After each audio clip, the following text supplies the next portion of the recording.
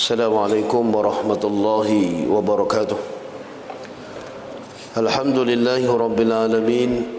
Wassalatu wassalamu ala asyrafil anbiya'i wal mursalin wa ala alihi wa sahbihi ajma'in. Rabbi syrah li sadri wa yassir li amri wa hlul 'uqdatam min lisani yafqahu qawli. Allahumma alimna ma jahilna wanfa'na bima 'allamtana waj'alna minal mukhlisin. Rabbana la taj'alna fitnatan liqaumiz zalimin. Rabbana atmim lana nurana waghfir lana innaka 'ala kulli syai'in qadir. Rabbana afriq 'alaina sabran wa sabbit aqdamana wansurna 'alal qaumiz zalimin. Allahumma salli ala sayyidina Muhammad al-Fatih lima ughliqa wal khatimi lima sabaqa nasiril haqqa bil haqq wal hadi ila siratikal mustaqim wa ala alihi haqqa qadrihi wa miqdarihi al-azim. Alhamdulillah, syukur kita kepada Allah Subhanahu wa taala kerana dengan hidayah dan taufik daripada Allah dapat sama-sama kita berada di dalam satu majlis ilmu. Mudah-mudahan kehadiran kita dengan niat ikhlas kerana Allah akan dibayar ganjarannya di sisi Allah Subhanahu wa taala. Jadi insya-Allah malam ni kita sambung kembali kuliah kitab kita.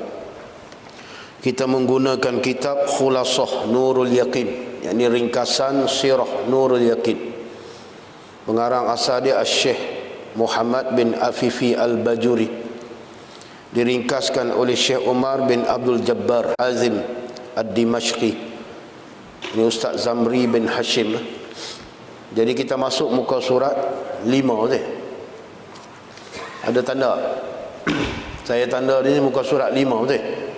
Wa ummuhu situ atas tu. Betul tak? Muka surat 6. Tak. 5 dah habis. Fatajtami'u situ atas sekali. Qala musannifu rahimahullahu ta'ala wa nafa'na bihi wa bi'ulumihi fid darain amin ya rabbal alamin. Fatajtami'u ummuhu ma'a walidihi fi jaddihi al-khamisi wa huwa kilabun. Kata musannif, fatajtami'u, maka terhimpun keturunan ibu, yakni ibu Nabi sallallahu alaihi wasallam dan bapaknya Nabi sallallahu alaihi wasallam pada datuknya yang kelima, iaitu Kilab. Jadi mak Nabi dengan ayah Nabi ni bertemu nasab lah pada tok wan Nabi yang kelima yang dipanggil Kilab. Kilab ni bukan nama dia. Kilab ni gelaran dia. Nama dia ada 3 nama. Kalau kita tengok dalam sebuah kitab Arab, nama dia Tijan Ad-Daruri, nama kitab Tijan Ad-Daruri. Dia kata Ibnu Kilabin ismuhu Hakimun. Nama dia Hakim. Pendapat pertama kata Kilab ni nama dia Hakimun. Nama dia Hakim. Bi fathil, dia kata bi fathi dengan dibacakan fatrah ha tu. Jadi Hakimun. Hakim tu nama dia. Pendapat yang kedua kata nama Kilab ni Al-Mughirah. Pendapat yang kedua kata nama Kilab bukan Hakim, nama dia Mughirah. Mughirah. Tu yang kedua. Kemudian yang ketiga, dia kata ada lagi satu pendapat, dia kata nama Kilab tu ialah Muhazzab. Muhazzabu. Tu dah ada 3 nama. Kilab lah. Jadi kenapa digelar Kilab? Yang ni banyak tafsiran ulama, antaranya Kilab ni dia kalau kita terjemah Kilab mana anjing. Jadi macam tak kena no. Dia mana anjing ni bukan nak cerita najis mughalazah. Nak cerita perangai. Makna dia garang, berani atau tu makna Kilab di situ gelaran untuk tok wan Nabi yang berani ni. Dia berani. Orang panggil Kilab. Nama betul dia Hakim ataupun Mughirah ataupun Muhazzab. Tuh, bertemu di situlah. Ayah Nabi dengan nasab mak Nabi ni bertemu di situ. Bertemu di Kilabun. Kilab lah. Itu dia sebut tu. Fatajtami'u ummuhu ma'a walidihi fi jaddihil khamisi, pada tok wan Nabi yang kelima.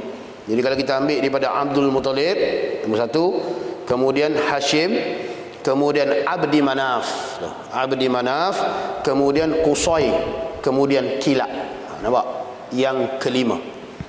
Tok wan Nabi yang kelima, nasab dia bertemu dengan nasab ayah Nabi lah. Di situ.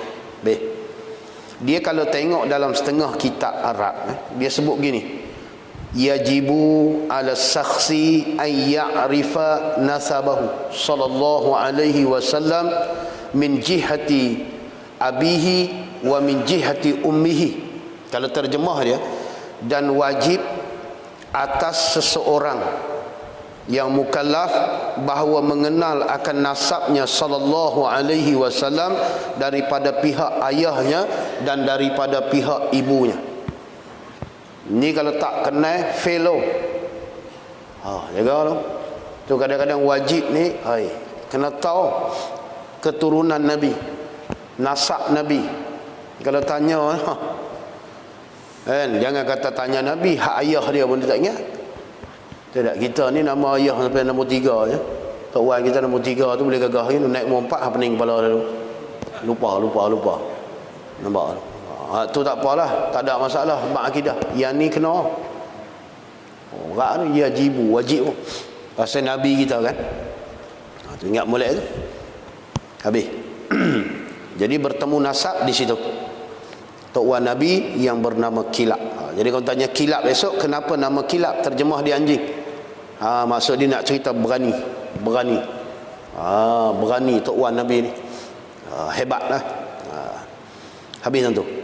Kemudian kata musannaf lagi, walaqad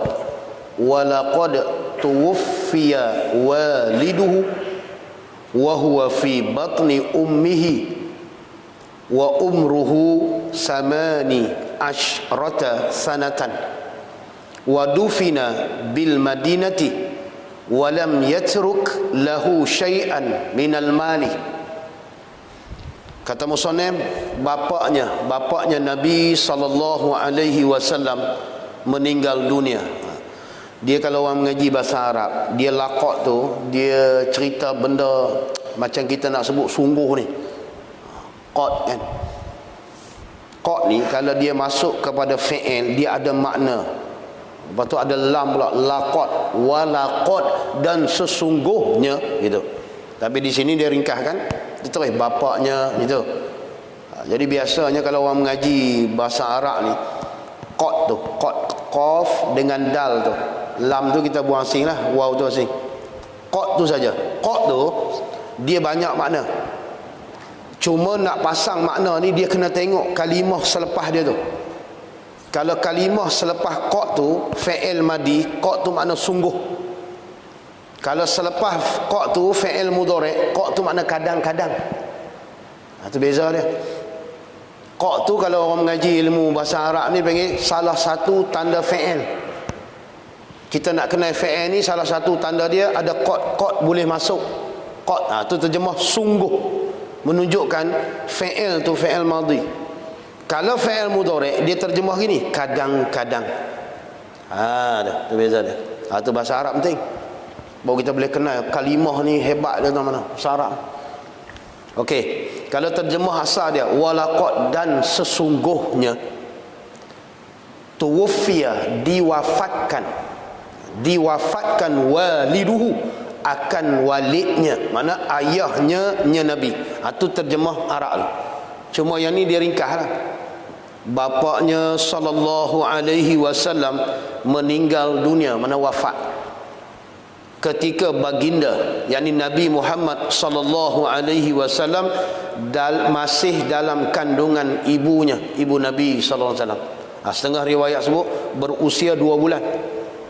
Masa Nabi duduk dalam kandungan 2 bulan, ayah Nabi wafat, meninggal dunia. Siapa dia? Abdullah. Betul-betul boleh bayang. Dia Nabi ni dia jadi yatim dalam perut lagi. Masa duduk dalam kandungan ibu dia, dia sudah yatim. Mana dia meninggal ayah dan dia belum lahir lagi. Kita istilah yatim ni kanak-kanak yang belum balik kematian ayah tu yatim. Kalau mati mak orang tak panggil yatim. Dia ayah tu baru yatim. Cuma bahasa Melayu kalau mati ayah, dia buh piatu. Piatu tu selama mana dia belum balik. Kalau balik orang panggil kematu. Yatim kematu. Kalau balik, ni kita panggil sampai ketua yatim piatu. Yatim tu setakat dia belum balik. Bila dah balik habislah. Melainkan ayah dia bubuh dekat IC tu nama dia yatim. Yang tu sampai kiamat panggil dia yatim. Yatim. Tu ingat tau. Mana dia Nabi ni masih dalam kandungan ketika berusia 2 bulan ayah dia meninggal dunia. Ayah Nabi tu meninggal dunia. Yang ni saya silap jawab periksa tauliah. Nasib baik aku pergi masuk balik, apa betul balik. Kan? Dia tanya soalan, berapakah umur? Kan? Umur ayah Nabi ketika meninggal dunia. Saya pergi baca pula, saya duk ingat umur Nabi. Saya pun tulis 2 bulan. Salah lah umur ayah Nabi masa meninggal. Kata jam. Masuk balik. Minta boleh saya nak buat pembetulan sikit. Boleh. Nasib baik. Tidak tak lulus aku. Tu lulus ya. Umur dia 18 tahun. Dia tanya umur ayah Nabi, bukan umur Nabi. Tapi kita salah faham soalan. Okey, tengok sini kata. Bapaknya meninggal dunia ketika baginda masih di dalam kandungan ibunya. Ketika meninggal dunia, bapaknya Nabi SAW berumur 18 tahun. Umur ayah Nabi muda lagi, 18 tahun. Sebab tu nanti dalam riwayat dia sebut kan, ayah Nabi dengan mak Nabi ni tak lama, lebih kurang 10 hari ya, bersama. Sebab mula-mula kahwin duduk rumah pak mentua, lebih kurang 3-4 hari duduk itu. Kemudian dia bawa balik isteri dia ke rumah ayah dia Abdul Muttalib. Duduk 10 hari, pergi menega. Pergi menega. Masa balik pada menega tu meninggal. Tak lama tu. Ayah Nabi dengan mak Nabi ni tak lama. Tapi takdir Allah kan. Dalam masa 10 hari tu, ibu Nabi mengandung. Kandungan Nabi kita lah, Muhammad sallallahu alaihi wasallam. Tuan-tuan boleh bayang Allah Ta'ala tarbiyah Nabi tu macam mana. Daripada kecil lagi. Tak dapat kasih sayang seorang bapa. Duduk dalam kandungan. Tu yang bila dia Halimatus Sa'diyah tu hantar balik tu, mak dia duduk tengok Nabi tu. Masa umur 4 tahun kan, duduk perhati, duduk belah Nabi ni. Masa tu dia tengok Nabi teringat suami. Tengok Nabi teringat suami. Tu bawa Nabi pergi ziarah tu. Dia nak cerita suasana masa tu. Ini Nabi kita berusia 2 bulan dalam kandungan. Allah Ta'ala jemput ayah dia kembali. Masa dia umur 18 tahun. Ayah Nabi. Tapi jangan 18 tahun kita duk tengok anak kita. Ni Arab. Bukan anak kita 18 tahun main guli je. Duk main game PUBG. Ni tak. Ni umur 18 anak Arab. Mana anak Arab? Tak sama dari segi tubuh dia tu. Ketika berumur 18 tahun meninggal. Jadi sebut. Bawah tu dia cerita, nampak. Tonton tengok atas tu dia tulis. Kita baca dulu. Bapaknya berumur 18 tahun dan dikebumikan di Madinah Al-Munawwarah. Masa ni tak panggil Madinah, panggil Yathrib. Situ. Beliau mati, meninggal dunia tanpa meninggalkan harta pusaka sedikit pun. Itu terjemah daripada wadufina bil madinati walam yatruk lahu syai'an minal mali. Satu benda pun tak tinggal, melainkan sedikit seorang hamba kan, Ummu Aiman tu lah. Okey. Tuan-tuan tengok dia tulis nombor 2 dan dengan nombor 1 kan, masih dalam kandungan ibunya. Tengok nombor 1 kat bawah tu. Bawah tu dia tulis emak Nabi SAW berasal dari kabilah Bani Zuhrah. Maknanya dia keturunan Quraisy juga, daripada Bani Zuhrah. Ketika itu ayah Aminah namanya Wahab bin Abdul Manaf bin Zuhri, merupakan pemimpin kabilah Bani Zuhrah. Itu dipanggil keturunan Bani Zuhrah. Itu yang kita pernah cerita dulu tu. Pertemuan mak Nabi dengan ayah Nabi ni diatur oleh mak Nabi ni, nama dia Wahab ni. Dia yang pergi. Pergi jumpa Abdul Muttalib, offer anak dia bersama dengan isteri dia lah. Itu yang Abdul Muttalib setuju. Pasal apa? Pasal tak ada dah perempuan yang mulia keturunan dia, bagus akhlak dia melainkan Aminah. Sebab tu dipersetujui oleh Abdul Muttalib. Setuju tu tak ikat banyak dah. Jadi gitu. Pasal apa? Pasal dia dah kenal dah siapa dia, Wahab ni, keturunan apa. Atau dia kata keturunan Bani Zuhrah. Nampak? Selepas berkahwin, kita cerita tadi, ada ni. Selepas berkahwin, ayah Nabi SAW tinggal bersama isterinya di rumah Wahab bin Abdul Manaf, Pak Mentua. Duduk di situ. Bila baru kahwin, duduk rumah Pak Mentua. Duduk Pak selama 3 hari. Nampak? Duduk 3 hari rumah Pak Mentua. Seperti kebiasaan orang Arab, selepas 3 hari Abdullah membawa Aminah pulang ke rumah Abdul Muttalib, ayah dia. Balik ke rumah. Dan pasangan suami isteri ini hanya sempat bersama dalam beberapa hari sahaja. Nampak?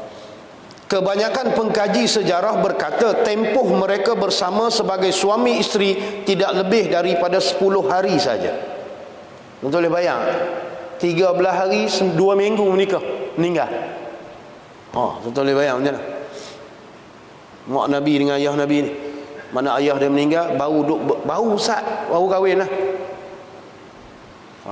Ini kalau kita lah baru kahwin, Jumaat pun tak pergi ni. Mengaji memang tak pergi lah. Pasal apa? Mengaji nanti luar. Pasal baru kahwin ni kan, boleh tinggal mengaji dulu kan. Ini baru 14 hari. Tuan boleh bayang macam mana. Allah Ta'ala tengok Nabi ni 10 hari.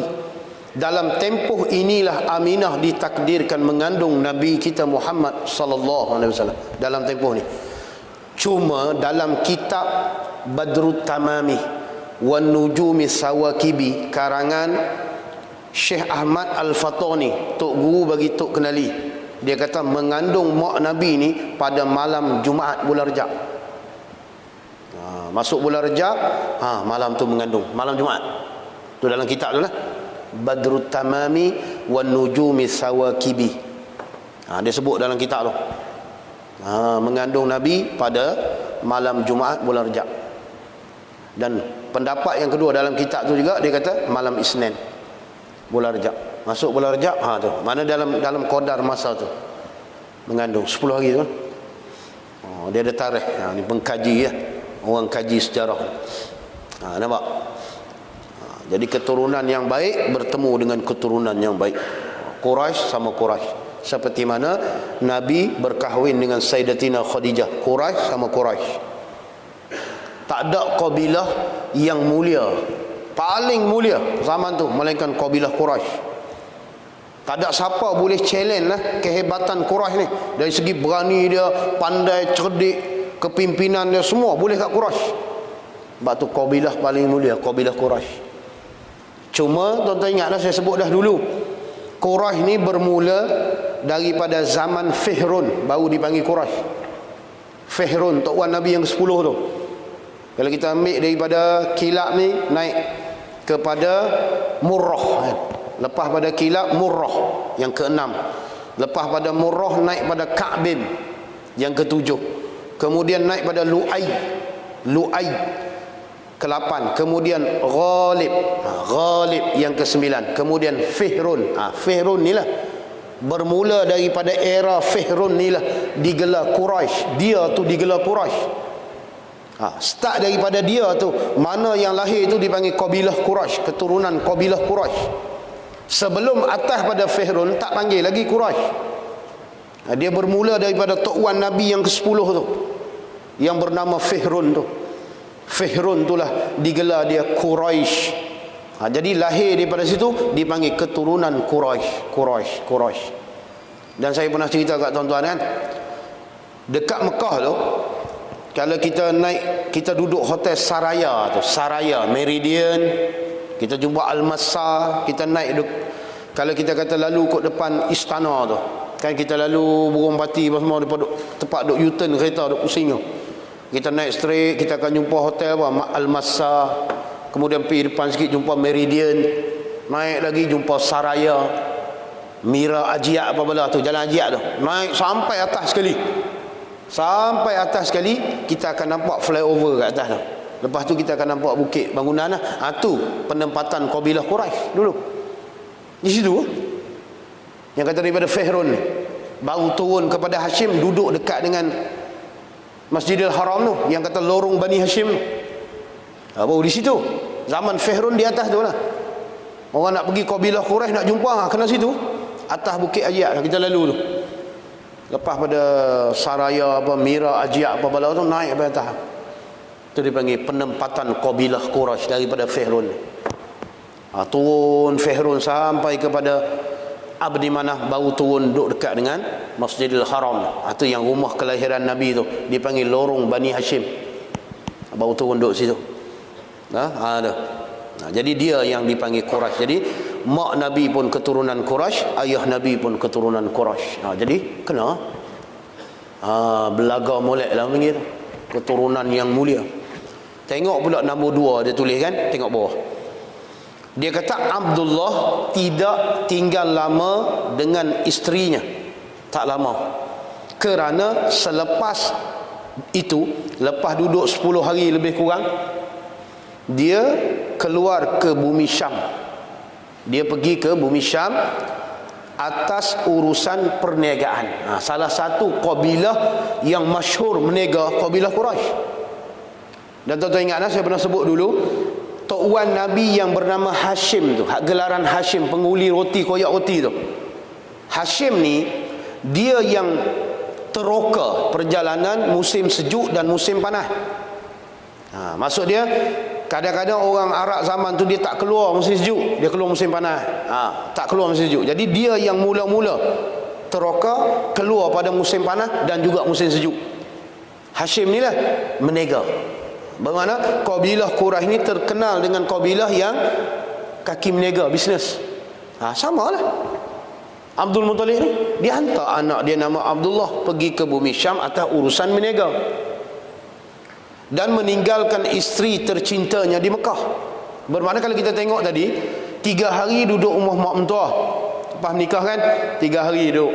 Jadi campur hari menikah, kita tahu 4 hari 5 hari, okey, mak mentua. Lepas tu awak balik ke rumah sendiri, rumah ayah dia Abdul Muttalib 10 hari, kita 2 minggu. Selang pada tu duduk 10 hari, nak pergi menega dah, keluar ke bumi Syam. Abdullah ni baru 2 minggu menikah. Kita kalau 2 minggu menikah nak keluar? Keluar? Okey, tak keluar lah. Kan 2 minggu kurung. Mereka tak keluar mana? Covid. Dan Covid. Baru menikah, maklum saja, tak boleh kata apa.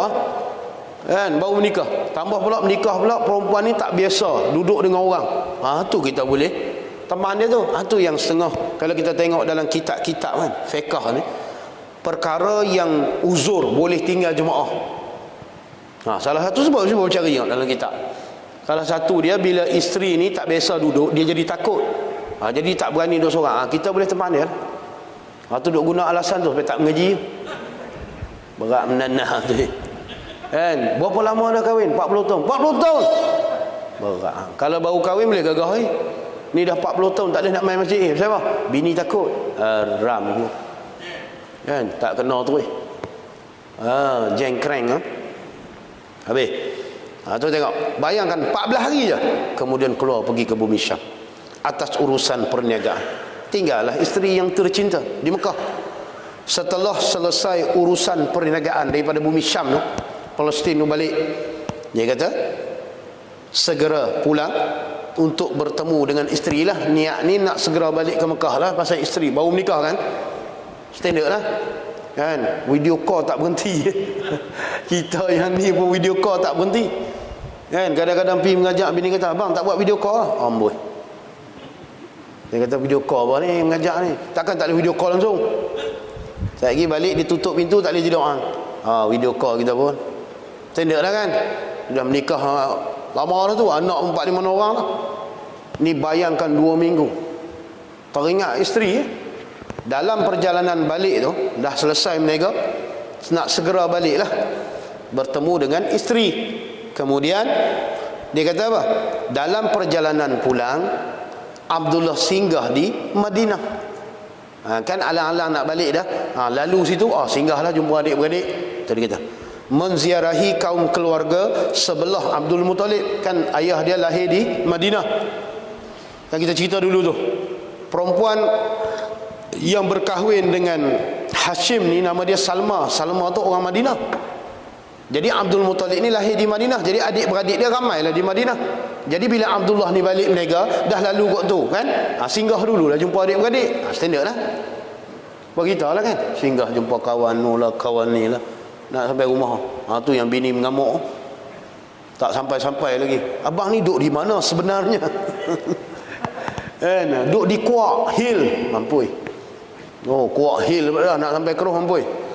Jadi singgah biasalah, singgah adik-beradik silaturahim kan.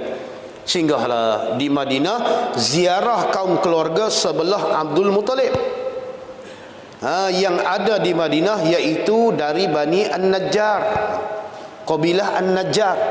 Tuan-tuan ingat tak? Saya pernah cerita dulu, masa Abdul Muttalib dibelah oleh Al-Muttalib tu, kan dia pergi ambil daripada Madinah, bawa balik Mekah, dia asuh Abdul Muttalib ni oleh Al-Muttalib, adik Hashim ni. Asuh-asuh dia nak bagi balik dah jawatan ayah dia bagi dulu tu, tapi dirampas oleh Naufal. Naufal ni anak Al-Muttalib ni lah. Dia rampah kuasa daripada Abdul Muttalib. Sepatutnya bila Al-Muttalib meninggal, kuasa ataupun ketua kabilah Quraisy akan dipegang oleh Abdul Muttalib. Tapi sebelum dia dapat, Al-Muttalib meninggal, Naufal ni rampah. Naufal ni rampah. Bila rampah, Abdul Muttalib ni minta tolong pak menakan hak duduk di Madinah tu, Bani Najjarnya. Tu yang Bani Najjar ni himpun orang 80 orang, berkenderaan daripada Madinah mari ke Mekah nak cari ni Naufal ni lah, pasal rampah kuasa. Bila sampai di Mekah, Abdul Muttalib ni sambutlah pak menakan ni, suruh rehat dululah, rehat 2-3 hari, makan-makan dulu. Pak menakan kata tak boleh, kita kena pergi cari terus Naufal. Tu yang mereka pergi, tengok-tengok Naufal ni duduk di tepi Kaabah. Dia pun turun, ambil pedang, letak dekat sini. Dia kata, hang Naufal, jadi hang nak serah balik dak jawatan yang hang ambil daripada anak menakan aku, yang sepatutnya jawatan ni milik anak menakan aku. Hang nak bagi ya? Kalau hang tak mau bagi, lucut kepala daripada tubuh. Pak pedang di sini. Takkan kata tak mau. Setuju, bagi balik. Tu yang mula era Abdul Muttalib tu. Zaman Abdul Muttalib pegang kabilah Quraisy itu zaman tu, setelah diserah balik oleh Naufal. Jadi siapa yang bantu dia? Pak menakan dia yang duduk di Madinah, yang Abdullah pergi ziarah tu. Ni Bani Najjar. Tuan-tuan tahu tak kedudukan perkampungan Bani Najjar di mana zaman ni? Saya pernah tanya lah orang-orang alim, dan saya pernah tengok satu video daripada India, ulama India, dia buat video. Dia kata perkampungan Bani Najjar ni sebenarnya tak jauh dengan Masjid Nabawi. Tak jauh dia. Sebab dia kata makam ayah Nabi di situ. Ini saya cerita berdasarkan video tu lah. Kita nak masuk Babus Salam tau. Babus Salam, kita nampak pintu Babus Salam. Kemudian kita akan nampak pagar ujung tepi tu. Pagar tu, lepas tu kita akan nampak perkampungan Bani Thaqifah tu, yang kata perlantikan Sayyidina Abu Bakar tu. Dia kata betul tepi pintu pagar tu, di situ perkampungan Bani Najjar dia kata. Itu kan. Hari ni Masjid Nabawi kan besar. Dulu kecil bermakna zaman Nabi ni bukan duk bangun lagi An-Nabawi, Masjid Nabawi ni. Ayah Nabi, zaman ayah Nabi. Bermakna perkampungan Bani Najjar dekat dengan Madinah. Dekat betul dengan pusat bandar tu. Tu yang ulama tu dia ketuk kat Cimena. Dia kata di sinilah perkampungan Bani Najjar. Ulama India tu dia buat video tu, dia memang tua dah lah. Ada orang muda duk pimpin dia, dia duk ketuk sini, dia kata di sini. Dia kata Qaryah An-Najjar, Najjar dia sebut tu. Jadi kita faham lah bila disebut Qaryah An-Najjar tu, perkampungan Bani Najjar yang Abdullah balik daripada Syam singgah tu. Ziarah adik-beradik di situ lah. Bani Najjar dia panggil. Nampak? Tiba-tiba dalam masa dia duduk ziarah adik-beradik tu, dia jatuh sakit. Allah Ta'ala tahu ni semua kejadian Allah. Allah Ta'ala tu jatuh sakit Abdullah dan meninggal dunia di Madinah, dikebumikan di kampung Bani Najjar tu lah, bumi itu. Satu mana ada Baqi' lagi, zaman Abdullah ni ayah Nabi ni. Tu yang dalam kitab Aqidatun Najin tu, Nabi pergi perkampungan Bani Najjar ni, dan Nabi berdoa minta kepada Allah kembalikan ayah dia. Itu dalam kitab Aqidatun Najin, minta doa kepada Allah supaya hidupkan semula ayah dia. Kemudian Allah Ta'ala hidupkan semula, dan ayah dia bersyahadah kepada Nabi, kemudian dimatikan semula. Itu disebut dalam kitab Aqidatun Najin. Bukan saya duk reka, dalam kitab Aqidatun Najin. Kalau orang mengaji kitab Tauhid, antara kitab yang susah juga perbahasan dia, Aqidatun Najin. Seperti mana kitab Durus Samin tu antara kitab Tauhid yang masyhur, kitab Jawi. Biasa kita sebut Matan Ummu Barahim lah, Matan Jauharah lah. Tu antara kitab Tauhid yang diajar di pondok-pondok zaman dulu, power tu. Dia sebut dalam kitab tu. Tu yang ada riwayat kata mak Nabi dengan ayah Nabi mati dalam keadaan Islam. Berdasarkan itulah cerita tu, dibangkitkan semula. Nabi minta khususiah. Ni orang panggil benda-benda yang Allah Ta'ala khususiah untuk Nabi, orang lain tak dapat. Beriman. Tu ada pendapat kata mak Nabi dengan ayah Nabi beriman. Maksudnya dibangkitkan untuk syahadah kepada Nabi, kemudian dimatikan semula. Yang kalau kata tak beriman sekalipun, tak masuk neraka, sebab ahli fatrah, hidup sebelum dibangkit Nabi. Tak cukup syarat mukallaf. Walaupun kalau bahasa kita lah, kalau orang yang hidup zaman tu minum arak, berzina sekalipun, masuk syurga. Sebab apa? Sebab Nabi belum dibangkit. Jadi apa bukan tahu benda ni boleh buat ke tak boleh buat. Cuma bila melibatkan keluarga Nabi, Allah Ta'ala pelihara lah, tak buat benda-benda lagu tu. Tapi kalaulah ada orang yang hidup zaman tu bukan keluarga Nabi, dia minum arak, dia berzina, dia mencuri sekalipun, tak masuk neraka. Sebab dia bukan mukallaf. Syarat mukallaf dibangkitkan Nabi kepadanya. Jadi zaman mereka hidup tu Nabi tak bangkit lagi, tak ada masalah. Sebab tu cuma kemuliaan Nabi ni boleh jadi. Allah Ta'ala bangkitkan mak Nabi dengan ayah Nabi beriman kepada Nabi. Sebab itu kemuliaan. Tak ada siapa boleh nafi kemuliaan Nabi Muhammad sallallahu alaihi wasallam. Nampak tak? Kehebatan Nabi tu. Khususiah orang panggil. Nampak? Ini berlaku zaman Nabi sallallahu alaihi wasallam. Tu kata macam mana meninggal di Madinah Al-Munawwarah. Dalam perkampungan Bani Najjar. Ketika itu, nampak, Nabi sallallahu alaihi wasallam baru berusia 2 bulan di dalam kandungan ibunya. Nabi berusia 2 bulan dalam kandungan ibunya. Ayahnya ketika meninggal dunia berumur 18 tahun. Ayah Nabi Abdullah ni berumur 18 tahun. Dah. Nampak tak? Kita nampak maklumat, gitu. Tu sirah ni. Cuma kita nak bayangkanlah kanak-kanak yang dia ni keluar esok, ayah pun tak tahu, tak bisa tengok macam mana perasaan. Kalau ada anak adik-beradik kita ke, anak abang kita ke, meninggal, kalau dia keluar, Allah, kita kesian nak tengok. Tak dan tengok muka ayah. Bayangkan, tak dapat kasih sayang ibu, ayah. Tak dan tu macam mana Nabi dibelah oleh mak. Tak dan, tak lama. Nabi paling lama dengan Halimah. Kalau kita tengok, mula-mula perjanjian 2 tahun. Halimah minta kan 2 tahun nak belah Nabi. Bila dia tengok Nabi ni keberkatan kan, bila belah Nabi ni dia jadi sayang, dia minta tambah lagi 2 tahun. Nah tu yang jadi 4 tahun duduk dengan Halimah. Cukup 4 tahun baru dia hantar kepada mak Nabi. Mak Nabi pun mengasuh Nabi 2 tahun saja. Kemudian nak bawa pergi ziarah makam suami, sakit masa nak balik, meninggal di Abwa.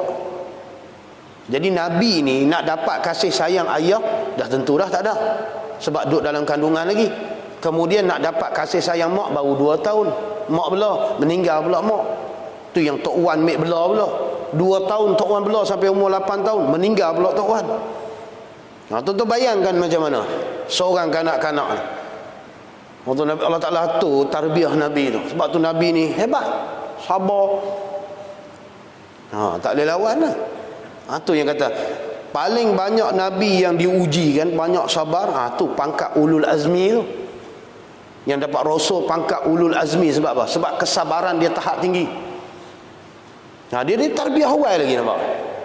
Nak jadi manusia yang paling hebat di atas muka bumi, ujian dahsyat lah. Kita baru ujian sikit, tak main mengaji dah. Hujan turun. Nampak? Belum ribut lagi. Bukan kata orang ni Jerman tu. Sini tak ada kena-mengena, ni rajin. Habis tu. Tengok pula bawah dia kata. Wiladatuhu wa rada'atuhu, kelahirannya sallallahu alaihi wasallam dan penyusuannya Rasulullah sallallahu alaihi wasallam. Ini dia kata nak cerita tentang lahir Nabi. Kemudian penyusuan, berlaku menyusu ni. Jadi kita dah tahu mula tu nasab keturunan. Lepas tu lakop Nabi ni, gelaran bagi Nabi ni. Ini kita nak masuk tentang kelahiran.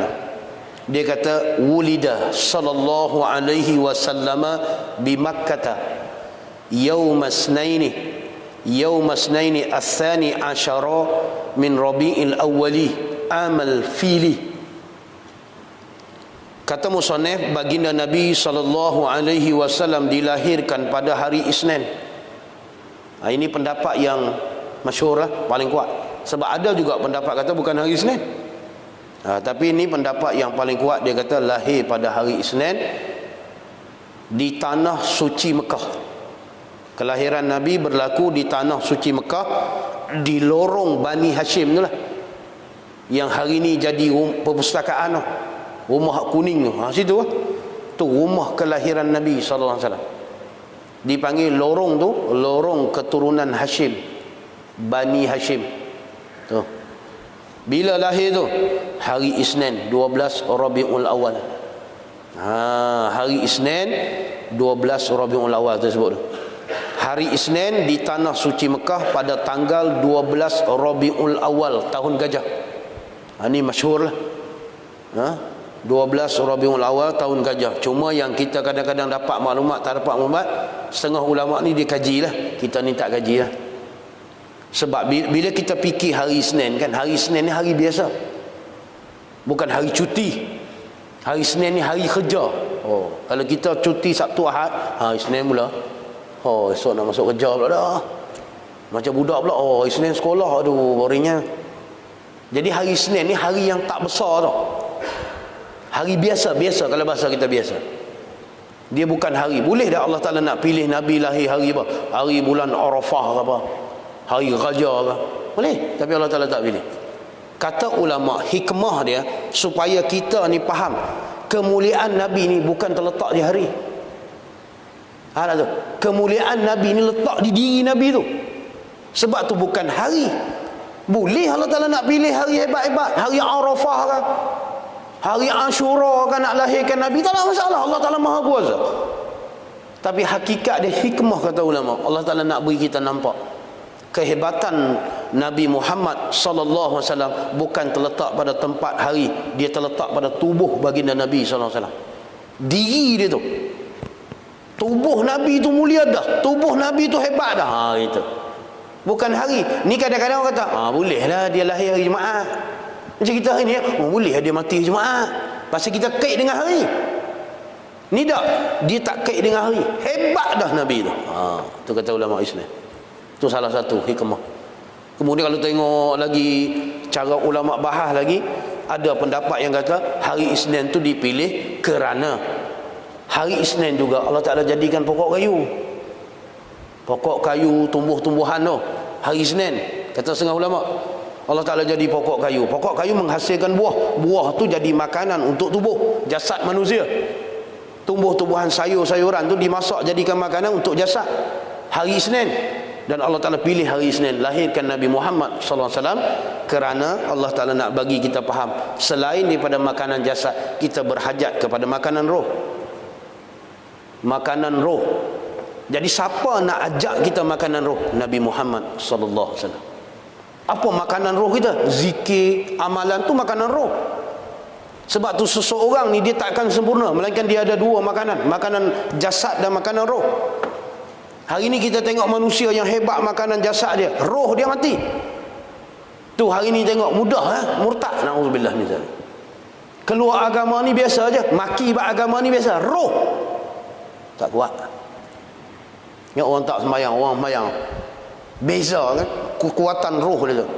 Dipilih hari Senin kata ulama. Jadi kalau kita nak ambil hakikat sebenar, serah pada Allah. Kenapa hari Senin? Cuma tu hikmah yang dikaji oleh ulama. Salah satu hikmah hari Senin tu kelebihan dia. Nampak tak? Jadi kita anggap Nabi ni mulia atau mana? Tak hari tak, tubuh Nabi tu, jasad Nabi tu, tubuh dia sendiri mulia dah. Tak kait dengan hari, tak kait dengan tempat. Cerita kehebatan Nabi. Dah nampak. Jadi tanggal dia 12 Robek. Robek ni musim bunga. Kalau orang terjemah dia, Robek ni musim bunga. Musim yang dinanti-nanti. Tu bunga. Orang nak pergi berjalan mana musim bunga lah. Robek gitu. Rabiul Awal, Rabiul Akhir. Robek tu. Kalau tengok kamu makna dia musim bunga. Robek itu mana? Musim bunga, musim cantik lah. Itu dia. Jadi tahun pula tahun gajah sempena, tentera bergajah tu lah, Abrahah tu, yang nak serang Kaabah tu, nak runtuh Kaabah tu, tahun tu lah.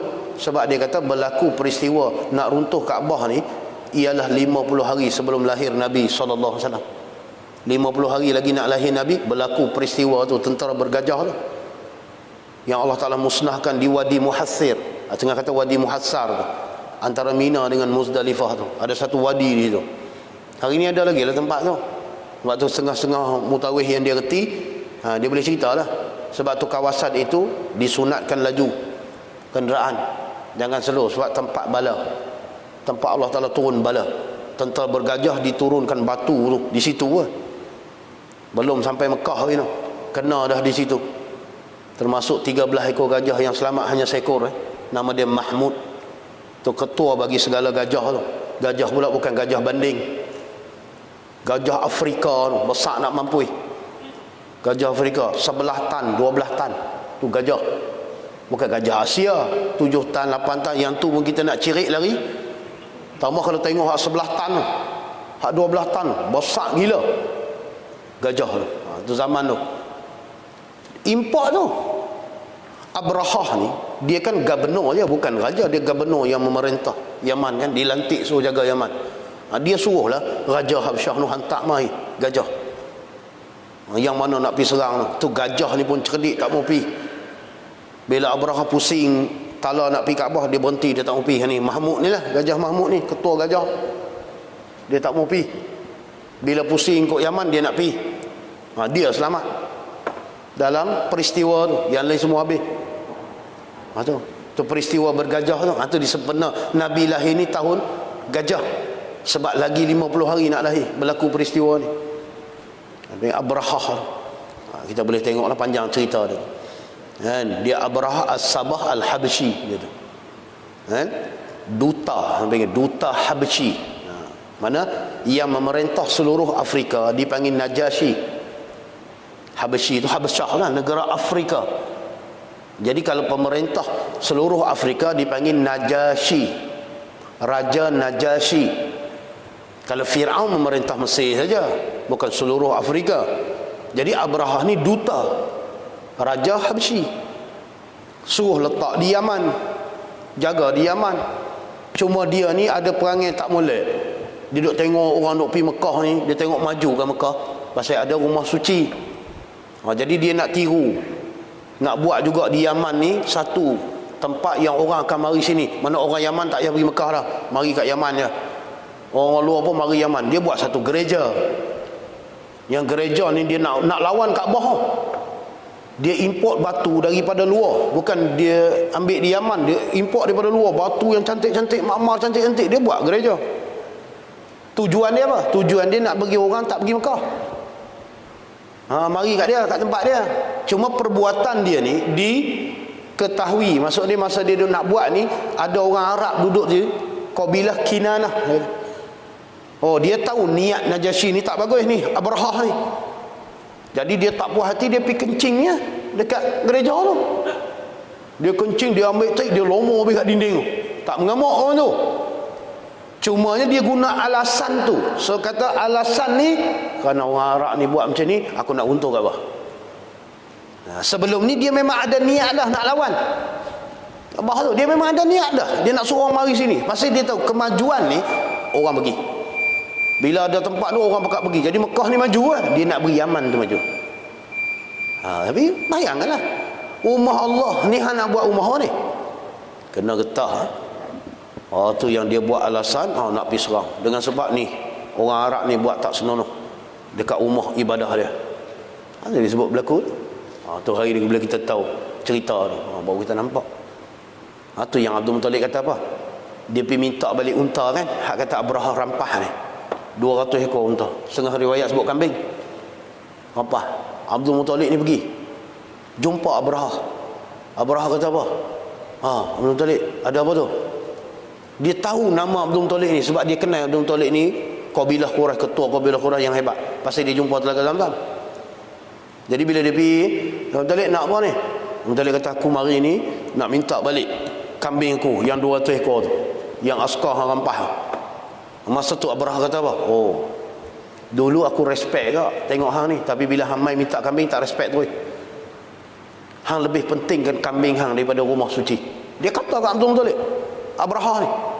Tahu Abdul Muttalib kata apa? Aku minta kambing tu sebab kambing tu hak aku. Rumah suci ni bukan hak aku. Dia ada tuan dia. Pasti tuan dia akan jaga rumah tu. Sebab tu aku tak perlu risau, kata Abdul Muttalib. Tu Abrahah kata, hari ni tak ada siapa boleh jaga. Dia sombong. Lalah jadi apa? Mampus kerah tu. Kata setengah riwayat, dia kena tu, dia luka jari dia, merebak luka ni, mati di Yaman. Nak sangat. Tu rumah suci. Tu yang bila Nabi berumur 35 tahun, depa nak runtuh Kaabah, nak bina semula. Masa tu tak ada siapa berani pergi katok. Pasal teringat Abrahah lah. Saya lagi pergi katok lagi nanya. Tapi mereka dah setuju dah nak bangunkan semula Kaabah. Sebab dinding Kaabah ni banyak runtuh. Bila runtuh, banyak pencuri masuk ambil barang berharga dalam Kaabah tu. Zaman tu mereka letak barang berharga dalam tu. Jadi bila nak katok Kaabah, teringat cerita Abrahah nak meri serang Kaabah kena tu. Jadi tak ada siapa berani. Dari ada seorang pemuda daripada kabilah, tak ingat kabilah, dia yang mula katok dinding Kaabah tu. Bila dia katok, dia buka usaha dia. Tadi apa? Tak ada apa. Kalau bahasa kita, macam mana? Okey, tak ada apa. Baru pakat pergi kata. Pasal duk teringat Abrahah tu, takut. Fil ni, tahun gajah. Tu orang panggil fil. Tu yang ada cerita apa? Kawan tu baru nak berjinak-jinak main semayang masjid kan. Dia main-main, kebetulan Tok Imam baca surah Baqarah. Lepas tu dia tengok lama nak mampui. Habis semayang dia tanya, surah apa tu? Surah Baqarah. Surah apa tu? Surah lembu. Esok dia mai, sebelum semayang dia tanya dulu, surah apa tu? Surah gajah. Oi, lagi panjang ni. Lembu itu pun panjang, tambah gajah, balik gitu ya. Pasal dia faham fil ni panjang lagi pada Baqarah. Padahal alam tarokai dia kata jahil murakkabun. Baru nak berjinak masjid kena getah. Tok Imam pula tiba Baqarah. Ni cerita fil. Surah fil. Gajah tu. Ashabul fil. Jadi Nabi tu lahir tahun tu lah, tahun gajah. Tahun gajah. Atau amal fil. Amal fil. Kemudian tengok sebelah ni, nak berhabis sikit. Sikit ke? Jangan risau. Kita tak akan terlajak sampai pukul 9. Kita akan berhenti awal. Sekejap lagi mereka bayar tak berbaloi pula. Itu nak bagi masa kena tepat tu. Sekejap lagi mereka bayar, potong inayah. Lawak ya. Wa summiya amu wiladatihi amal fili lianna malikal habasyati arsala ama wiladatihi jaishan ila makkata lihadmil ka'bati wa kana fihi filun azimun fa ahlaka Allahul jaisha ikraman liwiladatin nabi sallallahu alaihi wasallam. Ni cerita dia ringkaslah.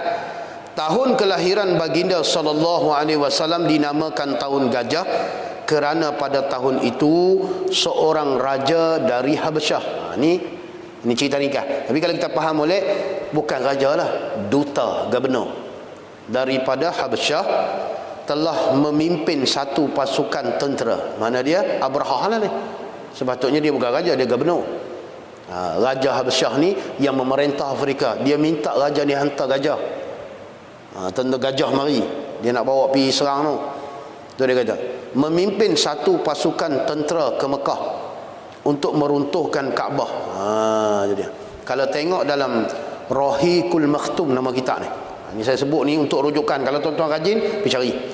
Tapi saya ingat tuan-tuan panggil hangguk kepala ya. Kan? Dia lah tu. Rahiqul Makhtum, entah nama nama kitab. Masyhur kitab ni, Rahiqul Makhtum. Dia sebut dalam kitab ni, dia kata, bala tentera yang dipimpin oleh Abrahah ni bukan sikit tau, 60,000. Bala tentera tu 60,000 orang. Bukannya mari 6 orang. 2,000 dah, 60,000 dia bawa. Daripada Yaman tu. Kan? Tu dia kata, marah Abrahah ni, dia bawa tentera, dia kata sebanyak 60,000 orang untuk memusnahkan Kaabah bersama dengan 9, satu riwayat sebut 9 ekor gajah ataupun 13 ekor gajah. Tu jadi fil tu, gajah tu, tentera bergajah. Memang ada gajah sungguh. Cuma saya pernah baca satu riwayat, dia sebut gini, orang Arab ni dia bukan takut Abrahah ni, pasal orang Quraisy terkenal dengan berani. Tak ada hal lah kalau Abrahah ni, mereka berani lawan.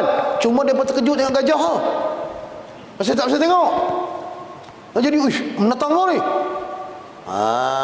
Mana gajah tu. Kalau kata biasa hampa mari, mereka tak lari ya. Gajah nak tahu apa besar nak mampu ni. Beritahu lah kan, gajah tak bisa tengok kan. Jadi pelik sikit tengok. Gajah nak tahu apa ni tak bisa tengok. Dia tengok unta, dia tengok kuda, tiba-tiba mari bergeding. Tak terkejut. Itu ya kata setengah ulama, berani Quraisy. Tak heran Abrahah tu. Nampak 60,000. Bermakna dalam 13 ekor tu, kan, 13 ekor tu, seekor tu ketua bagi segala gajah tu, nama dia Mahmud. Tu tuan-tuan boleh semak dalam kitab Tafsir Nurul Ihsan. Tafsir Nurul Ihsan, buka juz amma tu lah, atau kita tengok surah Fil tu, dia akan sebut sedikit di situ. Pasal Tafsir Nurul Ihsan ni dibuat oleh seorang ulama kan, mufti kan, Kedah kan, Jitra tu, Mufti Jitra buat Tafsir Nurul Ihsan, masyhur kitab tu kan. Dia akan sebut lebih kurang lah, pasal dia ambil ni berdasarkan Tafsir Jalalain, Tafsir Baydawi, dia letak dalam kitab tu. Sebab tu kitab Tafsir Nurul Ihsan kalau tak pandai baca, bungkui. Memang bungkui. Sebab dia rujukan dia tu Tafsir Jalalain, rujukan dia tu. Tu kita tengok kemas. Jadi hang Jalalain tak tahu. Tak tahu kita apa ambil baca. Hang kena letak Sebab tu nak baca dia tengok dulu, tafsir ni, ni terjemah ni. Dia ambil tu macam tu. Dia sebut. Sebab tu dia kata masa Abrahah bawa tentera ni bersama dengan 13 ekor gajah ni sebut dalam Rahiqul Makhtum ni, dia kata tiba di satu tempat yang bernama Al-Makmas, dia kata. Jadi sebelum tu dia berehat di situ lah, buat camp semua. Tu yang Abdul Muttalib pergi jumpa di situ tu, hak minta kambing. Kemudian bila dia sombong, dia kata tak ada siapa boleh halang dia. Dia nak bergerak lah, pergi ke Kaabah nak untuh tu. Masa tu lah kata setengah ulama, gajah Mahmud tak mau pergi. Sebab Abrahah naik Mahmud, besar sekali tu. Mahmud tak mau pergi. Dia katak Mahmud tu, tak mau pergi juga. Buat gajah pun cerdik, orang bodoh. Gajah tu tahu hang nak pergi buat kerja tak betul. Gajah pun tak mau pergi weh. Tu kita cerita kadang-kadang kita ni orang maghrib pergi pasar malam, lembu pun geleng kepala. Berat dah mamak ni. Time maghrib pasar malam, orang pergi masjid dulu, baru hak lembu dia tengok hak pergi masjid dia angguk. Dia kata good. Hak tengok pergi pasar malam dia buat itu. Berat menana. Nampak tu? Lembu pun cerdik. Time tu time semayang. Semayang dulu, lepas tu nak pergi pasar malam, tawaf 7 kali pun ikut hang. Ni sampai tak semayang, berat. Pergi pula ingat nak beli apa, pan balik je. biru. Sampai tinggal semayang. Padan kapan balik tu? Esok anak kauti dengan malaikat bagi pan balik tu. Ni saya minta maaf, saya lapak sangat pan balik. Ini saya kena pergi dulu. Agak-agak malaikat boleh kira dengan hang. Itu kadang-kadang Allah benda sikit je. Agama buang macam tu je. Tengok ni. Gajah minta ubi. Berlaku pada Abrahah ni. Tapi gambaran tu gajah tu tunjuk dia tak nampak lagi pasal dia dengki tu. Dia tamak ni, dia nak bagi orang pergi Yaman ni. Hati dia tak baik, busuk. Nampak? Kena. Saya pernah tengok, saya baca kan, saya tengok satu video Iskandar Zulkarnain. Dia pernah berlaku pada dia. Dia nak kata orang Arab, dia kata orang Arab ni perangai, bunuh dia kata dalam hati ya. Kemudian Allah Taala uji dia sakit. Sakit Iskandar Zulkarnain. Cari ubat apa pun tak boleh. Lalu dia panggil semua yang kata ulama di bawah dia ni. Dia tanya pasal apa saya sakit ni. Ada seorang ulama ni kata ni, Tuanku masa masuk Mekah ni tuan-tuan tengok orang Arab ni berasa nak buat ke, berasa kata apa dalam hati ke? Oh, dia kata betul. Saya tengok orang Arab ni perangai tak elok, rasa macam nak bunuh. Allah Taala uji Iskandar Zulkarnain. Tu baru orang Arab ni hampir runtuh Kaabah. Ni kan molek tu kadang-kadang bangsa Arab ni kita tengok perangai tak elok kan. Hati-hati tu. Kalau kita kata tu pula keturunan hak duk jaga Mekah apa ni, berat kita. Jangan main. Hak Badui tu tak apalah. Tu dia kata. Kemudian bila Abrahah ni degi nak pergi juga, dia gerak pergi sampai berhenti tang Wadi Muhassar. Wadi Muhassar ni dia kata dalam Rahiqul Maktub, tempat lembah yang terletak di antara Muzdalifah dan Mina. Muzdalifah, Mina, wadi tu duduk situ. Sebab tu terowong kan, kita nak masuk tu terowong. Dia ada Wadi Muhassar di situ. Kalau orang reti dia ceritalah, itulah Wadi Muhassar, lembah. Di situlah berhenti burung ababil mai. Berlaku di situ. Jauh lagi tu. Mekah tu kena dah di situ. Tu peristiwa tu dipanggil peristiwa bergajah tu. Dia sebut tu. Pada tahun itu seorang raja daripada Habsyah telah memimpin satu pasukan tentera ke Mekah untuk meruntuhkan Kaabah. Dalam tentera itu terdapat seekor gajah yang sangat besar. Yang ni disebut dalam tafsir Nurul Ihsan, nama dia Mahmud. Mahmud nama gajah tu. Hari ni panggil memot gajah besar, memot bulu. Mahmud nama dia. Lalu Allah membinasakan tentera itu sebagai kemuliaan kepada kelahiran Nabi Muhammad sallallahu alaihi wasallam. Nak muliakan Nabi, Allah Taala pelihara Kaabah. Allah Taala musnahkan tentera bergajah. Kecuali gajah tu. Kata setengah ulama, Mahmud tu tak nanti. Yang lain semua habis. Termasuklah Abrahah sendiri. Habis.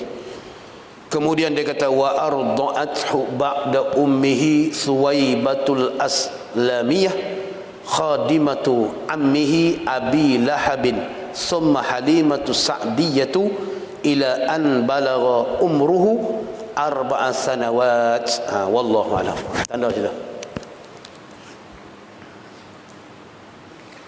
A'udzu billahi minasyaitonir rajim. Bismillahirrahmanirrahim. Alhamdulillahi rabbil alamin wassalatu wassalamu ala asyrafil anbiya'i wal mursalin wa ala alihi washabbihi ajmain. Allahumma ta'ala wa ta'rifin wa rizqna ya rabbi faman nabiyyin hamzal mursalin wa ilham wa sallallahu ala sayyidina Muhammadin walhamdulillahi rabbil alamin.